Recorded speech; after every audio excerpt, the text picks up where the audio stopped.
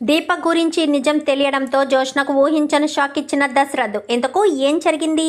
అసలు దీప గురించి నిజం తెలియడంతో జోష్నకు దశరథ్ ఏం షాక్ ఇచ్చాడు? ఇదంతా కూడా వీడియోలో చూసి తెలుసుకునేద్దాం. కార్తీక దీపం రాబోయే ఎపిసోడ్స్లో ఏం జరగబోతుందో ముందుగా తెలుసుకోవాలి అనుకుంటే వీడియోని లైక్ చేసి ఛానల్ని సబ్స్క్రైబ్ చేసుకోండి. మొత్తం మీరు చూసుకున్నట్లయితే హారిక గారు ఇంకా రిపోర్ట్స్ దశరథికి పంపించేయడంతో ఇంకా రిపోర్ట్స్ చూసిన తర్వాత చాలా టెన్షన్ పడుతూ ఉంటాడు. అదే సమయంలో కార్తీక్ ఫోన్ చేసి ఈ ఒక్క రాత్రి ఓపిక పట్టు మామయ్య, రేపు ఉదయానికల్లా నీకు వచ్చిన సందేహాలు అనుమానాలు అన్నింటికి కూడా సరైన సమాధానం దొరుకుతుంది అంటూ చెప్పిన కార్తీక్ మాటలు నమ్మి రాత్రంతా కూడా కంటి మీద కునుకు లేకుండా ఎప్పుడెప్పుడు తెల్లవారుతుందా, ఎప్పుడెప్పుడు నాకు వచ్చిన అనుమానాలన్నీ పూర్తిగా పటాపంచలైపోతాయా అని ఇంకా దశరథు ఆలోచించుకుంటూ మరుసటి రోజు ఉదయాన్నే నిద్రలేచి తొందరగా రెడీ అయ్యి కార్తీకు రేపు ఉదయాన్నే ఎక్కడికి రావాలి అని అడిగిన దానికి సమాధానంగా గుడి దగ్గరికి రమ్మని చెప్పాడు కదా. ఇంకా గుడి దగ్గరికి వెళ్తాడు. వెళ్ళేసరికి మామయ్య ఎక్కడా అంటూ పిలుస్తాడు. పిలిచేసరికి చెప్పు కార్తీక్, చెప్పు, నువ్వు ఏం సమాధానం చెప్తావా అని నేను ఎదురు చూస్తున్నాను. నాకు ముందు నుంచి జోష్న మీద అనుమానం. అసలు జోష్న మీద అనుమానం స్టార్ట్ అయిందే దాసుని కొట్టడానికి కాదు, ప్రాణాలు తీయడానికి వెనకాడలేనప్పుడే నాకు అనుమానం స్టార్ట్ అయింది. ఆ తర్వాత దీప కూతురు ప్రాణాలు కూడా తీయడానికి ప్రయత్నించింది. తర్వాత ఎన్నో ప్రయత్నాలు జరిగాయి. జోష్న సుమిత్ర కూతురు కాదు అన్న అనుమానాలు కూడా వచ్చేసాయి. ఎందుకంటే సుమిత్ర వేసుకోవాల్సిన టాబ్లెట్ని డస్ట్బిన్లో పడేయడం, అలాగే సుమిత్రకు ఆపరేషన్ చేయాలి అని చెప్పిన తర్వాత జోష్న ఇక్కడ ఉండకుండా వెళ్ళిపోవడం, ఇలా ఒకటేంటి ఎన్నో ప్రశ్నలకు నాకు సమాధానాలు దొరకలేదు. ఇంకా ఎలాంటి పరిస్థితుల్లో ఇప్పుడు నువ్వు ఫోన్ చేసి సమాధానం నేను చెప్తాను మావయ్య, సరైన మార్గం నేను చూపిస్తాను మావయ్య అంటూ నువ్వు చెప్పిన తర్వాత నా మనసుకు ఎంతో ఊరట కలిగింది. కానీ ఆ నిజం తెల్లవారి వరకు చెప్పే వెయిటింగ్ నేను చేయగలనా అన్న ఆలోచన కూడా వచ్చింది కార్తీక్ అంటూ దశరథు తన ఆవేదనని చెప్తాడు. చెప్పేసేసరికి ఇంకా కార్తీక్ అన్ని మాటలు విన్న తర్వాత ఏంటి కార్తీక్, ఏం మాట్లాడవేంటి, అసలు నన్ను ఇక్కడికి ఎందుకు రమ్మని చెప్పావు, అసలు ఆ రిపోర్ట్స్లో జోష్న మ్యాచ్ కాలేదు అని ముందుసారి డాక్టర్ చెప్పినప్పుడు జోష్న షాక్ అవ్వలేదు, మ్యాచ్ అయ్యాయి అన్న తర్వాత షాక్ అయింది. అంటే దాన్ని బట్టి చూస్తుంటే జోష్న మా కూతురు కాదు అని అనిపిస్తుంది. అసలు జోష్న నా కూతురేనా, నాకు సుమిత్రకు పుట్టిన కూతురేనా, చెప్పు కార్తీక్ చెప్పు అని చెప్పనేసరికి కాదు మామయ్య అంటూ చెప్తాడు. చెప్పేసరికి ఏంటి కార్తీక్ ఏమంటున్నావు అంటే, జోష్న నా కూతురు కాదా, జోష్న సుమిత్ర మా కన్న కూతురు కాదా అంటూ మాట్లాడేసరికి అది మామయ్య అని చెప్పి అనగానే దానికి సమాధానం నేను చెప్తానన్నయ్య అంటూ దాసు ఎంట్రీ ఇస్తాడు. దాసు ఎంట్రీ ఇచ్చేసరికి ఏంటి దాసు, నీకు గతం గుర్తొచ్చిందా, నా కూతురు జోష్న కాదా అవునా అన్న విషయం నీకెలా తెలుసు అనగానే దానికి ప్రత్యక్ష సాక్షిని నేనే కదన్నయ్య, నేను ఉండడం వల్లే కదా జోష్న నీ కన్న కూతురు కాదు అని నేను చెప్పగలను అని చెప్పనేసరికి ఏంటి దాసు ఏమంటున్నావు, జోష్న నా కూతురు కాదా అని చెప్పాను కానీ కాదన్నయ్య, నీకొచ్చిన అనుమానం నిజమే, జోష్న నీ రక్తం పంచుకు పుట్టిన కూతురైతే కాదు. మా అమ్మ చేతిలోకి వెళ్ళగానే జోష్న ఏడు పాపేసింది కదా, ఎందుకంటే జోష్నలో ప్రవహించేది మా అమ్మలో ప్రవహించేది ఒకే రక్తం కాబట్టి అని చెప్పనేసరికి ఏమంటున్నావు దాసు, నాకేమో అర్థం కావట్లేదు అనగానే జోష్న నా కన్న కూతురు అన్నయ్య, నీ కన్న బిడ్డ జోష్న కాదు, నీ కన్న బిడ్డని మీ నుంచి దూరం చేసి జోష్నను మీ బిడ్డగా చేసింది మా అమ్మ, ఇదంతా ఆస్తి అంతస్తు కోసం ఇదంతా చేసింది అంటూ ఇంకా చెప్తాడు దాసు. అలా చెప్పడంతో ఒక్కసారిగా షాక్ అయిపోతుంది. ఏంటి నువ్వనేది, ఏం మాట్లాడుతున్నావు దాసు అని చెప్పనగానే దాసు మామయ్య చెప్పేది నిజమే మామయ్య అంటూ చెప్తాడు కార్తీక్. చెప్పేసేసరికి ఇంకా కార్తీక్ అన్న మాటలకు ఇంకా వీళ్ళు మాట్లాడిన మాటలకు ఇంకా దశరథకైతే తల తిరిగినట్టంత పని అవుతుంది. ఏంటి నువ్వనేది అనగానే అవును నేను చెప్పేది నిజమే అంటూ మాట్లాడడంతో ఇంకా ఏం చేయాలో ఏం చేయకూడదో ఏమీ అర్థం కాక పిచ్చ షాక్లో ఉండిపోతాడు ఇంకా దశరథ్ అయితే. నువ్వేమంటున్నావో నాకు అర్థం కావట్లేదు కార్తీక్. మరి నా కన్న కూతురు ఎక్కడుంది? నా కన్న కూతురు ఎక్కడుందో, ఎలా ఉందో, ఏం చేస్తుందో నీకు తెలుసా అని చెప్పాను. కానీ నీ కన్న కూతురు నీ కళ్ళ ముందే కనిపిస్తుంది మావయ్య అని చెప్పనేసరికి, నా కూతురు నా కళ్ళ ముందు కనిపిస్తుందా? ఎక్కడ కార్తీక్, ఎక్కడ అని చెప్పాను. కానీ అక్కడ కోటి దీపాల మధ్యలో వెలుగుతున్న దీపంలా కనిపిస్తుంది కదా, తనే నీ కన్న కూతురు అంటూ ఈ విషయం మొత్తం చెప్పేసేసరికి ఇంకా దీప దగ్గరికి వెళ్ళి దీపను హత్తుకుని తెగ సంతోషపడిపోతాడు దశరథ్ అయితే. ఇన్ని రోజులు నా కూతురు నా కళ్ళ ముందు ఉన్నా నా కూతుర్ని నేను గుర్తించలేకపోయాను. నా కూతురు ఎక్కడుంది, ఏం చేస్తుంది, ఎలా ఉంది అని ఇప్పుడు వరకు నాకు తలంపు కూడా లేదు. ఎందుకంటే ఇన్ని రోజులు నాకు నా కన్న కూతురు జ్యోష్ననే అనుకుంటున్నానే తప్ప నా కన్న కూతురు దీప అన్న విషయం నేను తెలుసుకోలేకపోయాను. నేను ఎంత మూర్ఖున్నో చూసావా? కంటి ముందు కన్న కూతురు తిరుగుతూ ఉన్నా కన్న కూతుర్ని గుర్తించలేని స్థితిలో ఉన్నాను ఈ దీన తండ్రి అని చెప్పనేసరికి, అంత మాట అనొద్దు నాన్న. అసలు నేను నీ కన్న కూతుర్నే అన్న విషయం మీకు తెలియదు కదా. తెలియకే మీరు నన్ను గుర్తించలేదు, అంతే తప్ప వేరే ఏమీ కాదు మావయ్య. సారీ, కాదు నాన్న, మీరేమీ బాధపడకండి అని చెప్పాను. కానీ మరి ఇప్పుడు ఏం చేద్దాం అనుకుంటున్నావు కార్తీక్ అని చెప్పనేసరికి, అందరికీ నిజం చెప్పేద్దాం అనుకుంటున్నాను మామయ్య అనేసరికి, నువ్వు నిజం చెప్పు, జ్యోష్నకు ఎలాంటి షాక్ ఇవ్వాలో నేను ఇస్తాను. జ్యోష్న ఎన్ని చేసింది జ్యోష్న చేసినవన్నీ కూడా తలుచుకుంటుంటేనే నాకు జుగుప్స కలుగుతుంది. అంత దారుణంగా, అంత హీనంగా, అంత మూర్ఖంగా జ్యోష్న ప్రవర్తించడం ఏంటి, జ్యోష్న ఈ రకంగా ప్రవర్తించడం ఏంటి అన్న ఆలోచన నాకు వచ్చేస్తుంది అంటూ ఇంకా దశరథు మాట్లాడతాడు. అదే మామయ్య, జ్యోష్న తప్పు చేసింది మామయ్య. తను చేసిన తప్పు ఖచ్చితంగా సరిదిద్దుకోవాలి, చేసిన తప్పుకి శిక్ష పడాలి అనగానే, కరెక్ట్గా చెప్పావు కార్తీక్. నా కూతురని కాదు, నా కూతురు చాలా తప్పులు చేసింది. చేసిన ప్రతి తప్పుకు కూడా ఖచ్చితంగా శిక్ష పడాల్సిందే. లేదంటే మాత్రం ఇంకా తప్పులు చేయడానికి వెనకడదు. ఒక్కసారి తప్పులు చేయడానికి అలవాటు పడ్డ నా కూతురు ఖచ్చితంగా తప్పులు చేస్తుంది అంటూ దాసు చెప్తాడు. సరే పద కార్తీక్ అని చెప్పి ఇంకా దీపం తీసుకుని కార్తీక్ని తీసుకుని అందరినీ తీసుకుని ఇంటికి వచ్చేస్తాడు. ఇంకా దశరథ్ అయితే ఇంటికి వచ్చేసరికి, దశరథ ఎక్కడికి వెళ్ళావు ఇంత ఉదయాన్నే అనగానే, నీ మనవరాల్ని తీసుకురావడం కోసం వెళ్ళాను నాన్న అంటూ చెప్పేసేసరికి, ఏంటి నా మనవరాల్ని తీసుకురావడం కోసమా? ఏం మాట్లాడుతున్నావు దశరథ? జ్యోష్న ఇంట్లోనే ఉంది కదా అనగానే, జ్యోష్న ఇంట్లో ఉంది కానీ తను నీ మనవరాలు కాదు కదా నాన్న అంటూ దశరథ్ చెప్తాడు. దశరథ్ చెప్పేసరికి ఆ సమయంలో హాల్లో ఎవరూ ఉండరు. ఏంటి దశరథ, ఏం మాట్లాడుతున్నావు? జ్యోష్న నా కూతురు నా మనవరాలు కాకపోవడం ఏంటి? జ్యోష్న మన ఇంటి వారసురాలే కదా, నీ కన్న బిడ్డే కదా, రేపు సుమిత్రను కాపాడేది కూడా జ్యోష్నే కదా అని చెప్పనేసరికి, జ్యోష్నని నువ్వనుకుంటున్నావు నాన్న, కానీ జ్యోష్న కాదు.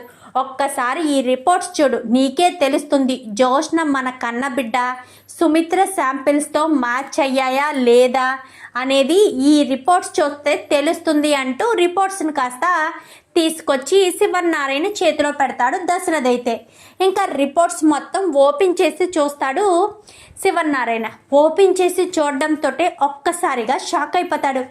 ఏంటి దశరథ, ఏంటిదంతా? జ్యోష్న సుమిత్ర బ్లడ్ శాంపిల్స్కి మ్యాచ్ కాకపోవడం ఏంటి? అసలు జ్యోష్న సుమిత్ర కూతురేనా? అసలు ఎందుకు ఇలా జరుగుతుంది? మొదటిసారి అయితే ఏదో టెక్నికల్ ఇష్యూలు అంటూ అనుకోవచ్చు, మరి రెండోసారి కూడా బ్లడ్ శాంపిల్స్ మ్యాచ్ కాకపోవడం ఏంటి దశరథ? ఎందుకంటే జ్యోష్న ఇంటి వారసురాలు అయితే కదా, జ్యోష్న సుమిత్ర కూతురు అయితే కదా నాన్న మ్యాచ్ అవ్వడానికి.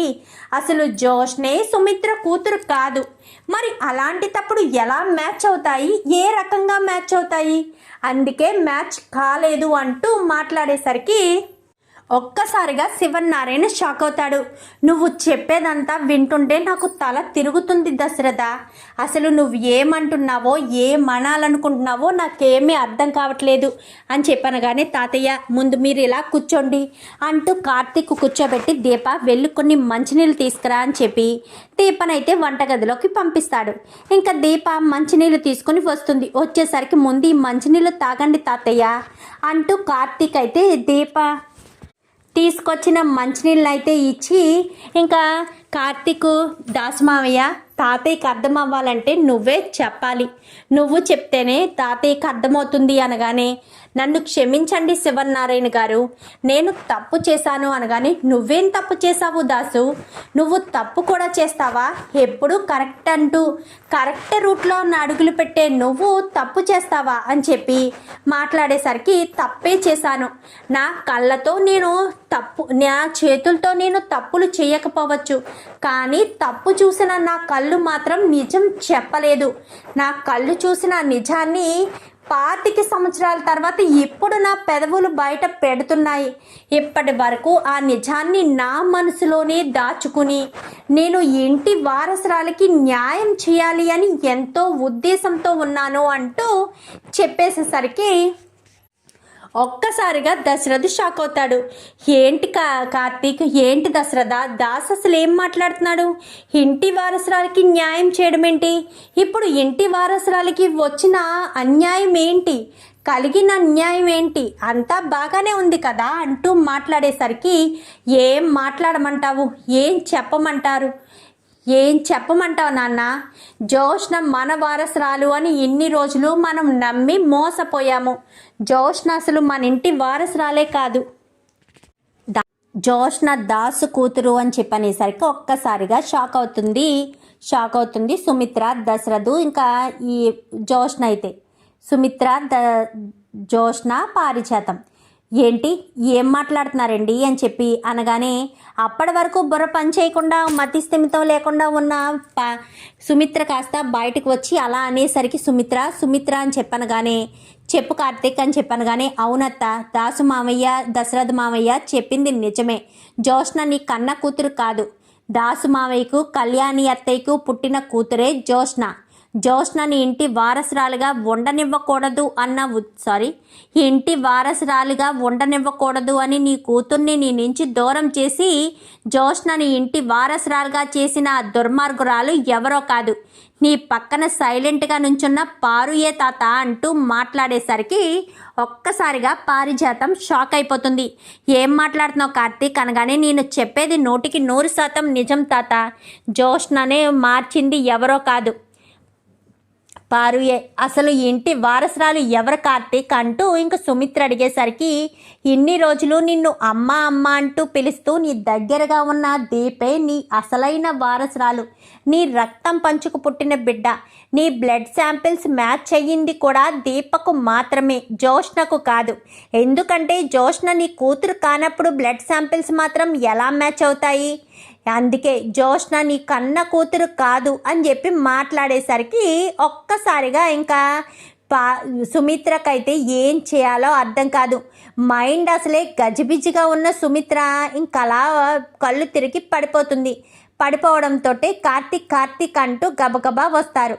వచ్చేసరికి ఏంటత్తా ఏం జరిగింది అనగానే చూడు సుమిత్ర వదిన పడిపోయింది అంటూ మాట్లాడేసరికి వెంటనే హారిక గారికి ఫోన్ చేసి మా అత్తను తీసుకొచ్చేస్తున్నామనగానే తీసుకొచ్చేసండి కార్తీక్ అంటూ డాక్టర్ గారు అయితే చెప్తారు. చెప్పేసేసరికి ఇంకా సుమిత్రను తీసుకుని గబగబా వెళ్ళబోతూ ఉండగా జోష్న రాబోయేసరికి జోష్న నేను తిరిగి ఇక్కడికి వచ్చేసరికి నువ్వు మీ గ్రాని ఇద్దరు కూడా మీ దుకాణం సర్దుకుని వెళ్ళకపోతే మాత్రం నేను అస్సలు ఊరుకోను, అర్థమవుతుందా, మీరు ఈ ఇంటికి సంబంధించిన వాళ్ళు కాదు, మీరింటికి సంబంధించిన వాళ్ళు కానప్పుడు మీరు ఇక్కడ ఉండడం నాకు నచ్చదు, మీరిక్కడ ఉంటే మాత్రం నేను అస్సలు ఊరుకోను అంటూ చాలా గట్టిగానే చెప్తాడు.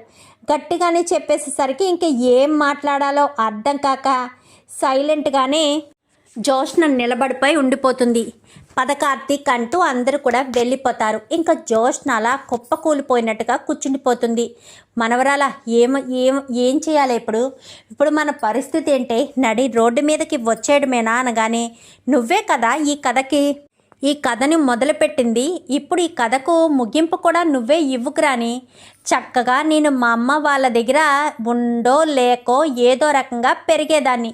నన్ను తీసుకొచ్చి కోటీశ్వరాలుని చేసి గొప్పగా ఎలా బ్రతకాలి అన్నది కాస్త నువ్వు నాకు నేర్పించావు. చెప్పు గ్రాని, ఇప్పుడు నన్ను ఏం చేయమంటావు?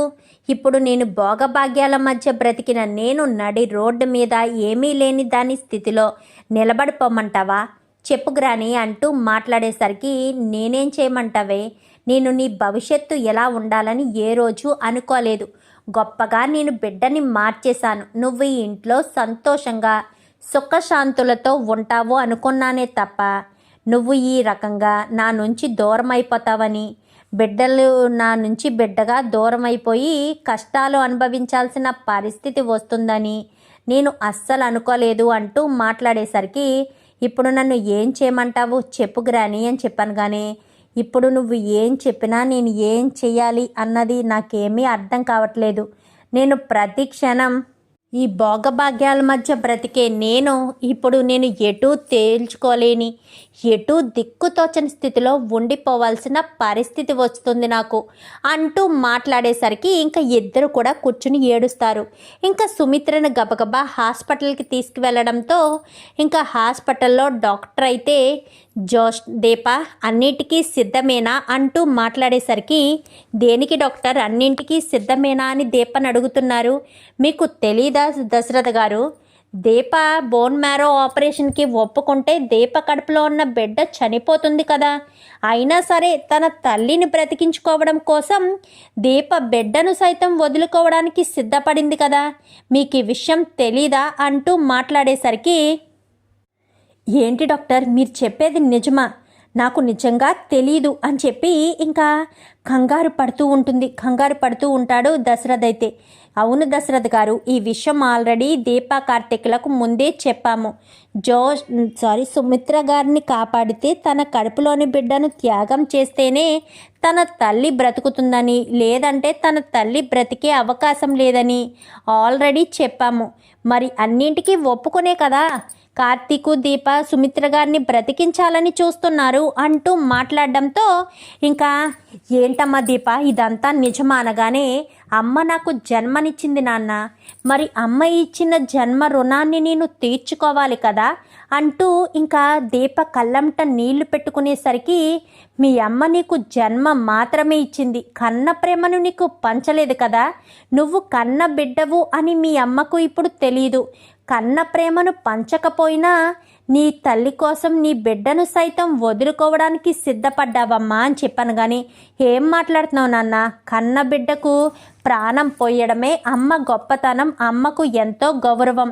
అలాంటి అమ్మకు నేను నా బిడ్డను త్యాగం చేసి ప్రాణదానం చేయడం నేను గొప్పగా భావిస్తున్నాను.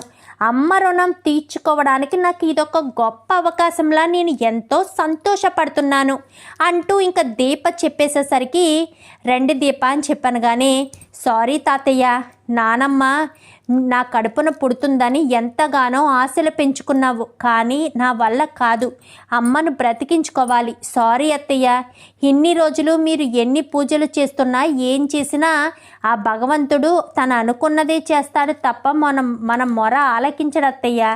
మీరు నా కడుపులోని బిడ్డ క్షేమంగా ఉండాలి అని ఎన్నోసార్లు అన్నారు, కానీ అది జరిగేటట్టు లేదత్తయ్య అంటూ మాట్లాడేసరికి ఇంకా బాధపడుతూ ఉండేసరికి, అది కాదు దీప, ఆ బాధను నువ్వెలా తట్టుకోగలుగుతున్నావే అని చెప్పాను. కానీ తప్పదత్తయ్య, ఒక ప్రాణం కాపాడాలని అంటే మరొక ప్రాణం తీయాలంట.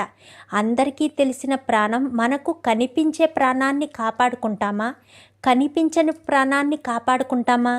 ఒకటి నాకు జన్మనిచ్చిన తల్లి, మరొకటి నేను జన్మనివ్వబోయే బిడ్డ. ఏది వదులుకోవాలో తెలియని స్థితిలో గత 3-4 రోజులుగా నేను బావ నరకయాతన అనుభవిస్తున్నాం అత్తయ్య. కానీ మా బాధ ఎవరికీ అర్థం కాదు. అయినా సరే మేము మా బాధను అర్థం చేసుకుని ఇంకా చివరికి డిసైడ్ అయ్యాము అమ్మ ప్రాణాలే కాపాడుకోవాలని. నాన్నగా అమ్మకు రుణం తీర్చుకోవాలి కదా. తల్లిదండ్రుల రుణం తీర్చుకునే బాధ్యత ఎంతమంది బిడ్డలకు వస్తుంది? నాకు వచ్చినందుకు నేను చాలా సంతోషంగా ఫీల్ అవుతున్నాను. ఈ బిడ్డ కాకపోతే నా కడుపులో మరొక బిడ్డ లేక నాకు ఈ బిడ్డే రాసిపెట్టి ఉండి మా నానమ్మ బలంతో మా నానమ్మ ధైర్యంతో నేను నా మనవరాలి కడుపులోనే పెరుగుతానని పిండం నిలబడితే అంతకు మించిన అదృష్టం మనకేముంటుంది అంటూ ఇంకా ఎంతగానో దీప చెప్పేసరికి రా దీప అంటూ దీపను ఆపరేషన్ థియేటర్లోకి తీసుకువెళ్ళిపోయేసరికి ఇంకా బయట దశరథు ఇటు కాంచన అందరూ కూడా కుమిలిపోతూ బాధపడుతూ ఉంటారు. ఇంకా కార్తీక్ అయితే ఏంటి మామయ్య అంతలా కుమిలిపోతున్నావు? నువ్వు అన్నావు కదా అందరూ కలిసి నా భార్య ప్రాణాలు తీసేద్దామనుకున్నారా అని చెప్పి. అలా ఎలా తీసేస్తాం మామయ్య? అత్త నీకు భార్య, నాకు తల్లి కంటే ఎక్కువ. నన్ను ఎంతో ప్రేమగా చూసింది. తన ప్రేమలో నేను ఎన్నోసార్లు మా అమ్మను కూడా మైమర్చిపోయేంత ప్రేమ చూపించేది. అమ్మైనా సరే ఎప్పుడైనా గసురుకుంటుంది కానీ అత్త అలా గసురుకునే మనిషి కాదు. ఒకరికి పెట్టే మనస్తత్వమే కానీ ఒకరిని ఆశించే మనస్తత్వం కాదు మీ అత్తది. అత్త చాలా మంచిది. అందుకోసమని అత్త రుణం తీర్చుకోవడం కోసం నేను ఈ రకంగా చేయాల్సిన పరిస్థితి వచ్చింది. నేను తీసుకున్న నిర్ణయం, నా భార్య తీసుకున్న నిర్ణయాన్ని గౌరవించండి అంటూ ఇంకా కార్తీక్ చెప్పేసరికి దీపను తీసుకుని వెళ్ళిపోతారు. ఇంకా దీప డ్రెస్ అది చేంజ్ చేసుకుని డాక్టర్ గెటప్లో వెళ్ళి ఇంకా దీప డ్రెస్ చేంజ్ చేసుకుని ఆపరేషన్ థియేటర్లోకి తీసుకుని వెళ్తుంది హారిక అయితే. ఇంకా అలా తీసుకువెళ్ళిన తర్వాత దీపకు ఇటు సుమిత్రకు సుమారు 3 గంటలు 4 గంటల సమయం ఆపరేషన్కే పడుతుంది. ఆపరేషన్కే పడేసరికి వీళ్ళకి ఇంతకు ముందు ఆల్రెడీ దుఃఖం ఉంది కదా తండ్రి విషయంలో. సో ఆ ఉద్దేశంతో ఇంకా ఆ దుఃఖాన్ని దిగమింగుకొని దీప కడుపులోని బిడ్డ ప్రాణం పోతుంది అని బాధపడుతూ ఇంకా ఎంతగానో వేదన చెందుతూ ఇంకా టెన్షన్ పడుతూ ఉంటారు. టెన్షన్ పడుతూ ఉండేసరికి ఏం కాదురా కార్తీక్, ఎందుకు నువ్వు అంతలా టెన్షన్ పడుతున్నావు అనగానే, లేదు మామయ్య దీపకు ఏదైనా జరుగుతుందని నాకు భయం వేస్తుంది అనగానే, దీపకేం జరుగుతుందిరా? దీపకేం జరగదు, నువ్వేమీ టెన్షన్ పెట్టుకోవద్దు, నువ్వేమీ బాధపడద్దు, దీపకి ఎలాంటి ప్రాబ్లం రాదు, దీప అంతా క్షేమంగానే ఉంటుంది, దీపకు బాగానే ఉంటుంది అంటూ చెప్పుకొచ్చేసరికి ఇంకా అంతా కూడా చాలా సంతోషంగా దీప ఆపరేషన్ థియేటర్లోంచి క్షేమంగా రావాలని ఎంతగానో ఆలోచన చేసేసరికి ఇంక ఇక్కడ సుమిత్ర జోష్న పారిజాతం ఇద్దరు అయితే మోటా ముళ్ళు అన్నీ సర్దేసి బంగారపు నగలన్నీ కూడా తీసుకుని వెళ్ళిపోవడానికి సిద్ధపడుతూ ఉంటారు. అప్పుడు ఎంట్రీ ఇస్తారు కార్తీకు, ఇటు దశరథ్ అయితే. కార్తీకు దశరథు ఇద్దరు ఎంట్రీ ఇచ్చేసరికి బావా నువ్వా అనగానే చెంప చెల్లు చనిపిస్తాడు కార్తీక్ అయితే. నేనే మేము ఇంట్లో లేం కదా అని, మిమ్మల్ని ఇంట్లోంచి బయటికి వెళ్ళిపోమన్నాం కదా అని, ఇంట్లో ఉన్న ఆస్తి అంతస్తు అన్నీ మోసుకుని పోవాలని చూస్తున్నారా? మీరు ఇక్కడి నుంచి పూతుక పుల్ల కూడా తీసుకుని వెళ్ళలేరు. ఎందుకంటే యావదాస్తికి ఒక్కగానొక్క వారసురాలు నా భార్య ఈ ఆస్తి అంతటికి వారసురాలు. అలాంటిది నా భార్యని ఎన్ని చిత్రహింసలు పెట్టిన నిన్ను అంత ఈజీగా ఎందుకు వదిలేస్తాను? ఎస్ కార్తిక్, నా కూతుర్ని ఎంతో క్షోభ పెట్టిన జోష్నను మనం అంత ఈజీగా వదిలేయాలా? నోనో, జోష్నకు మా పిన్నికి కూడా తగిన శిక్ష పడాలి. దీపని ఎన్నిసార్లు అవమానించుంటారు, ఎన్నిసార్లు దీప మనసును గాయపరుచుంటారు. ముఖ్యంగా నువ్వు దీప ప్రాణాలు తీయడానికి వెనకాడలేదు. ఒక్కసారి కాదు, 2 సార్లు కాదు, 4 సార్లు దీపం మీద అటాక్ జరిగింది.